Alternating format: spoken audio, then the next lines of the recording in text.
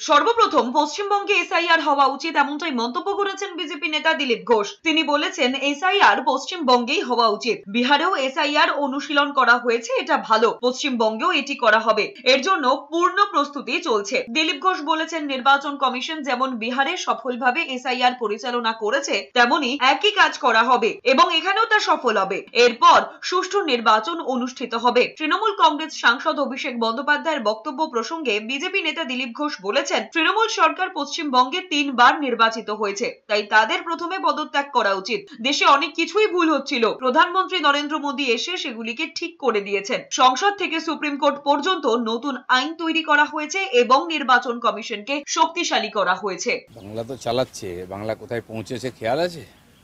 এমন বাংলা চালাচ্ছে বাংলা যে বাংলা ছেড়ে পালিয়ে যাচ্ছে বাংলার ছেলেরা। এই যে পরিস্থিতি হয়েছে সেজন্য বাংলা বলছে ত্রাহি করো, আর চাই না বাবা, মুক্তি দাও এবার।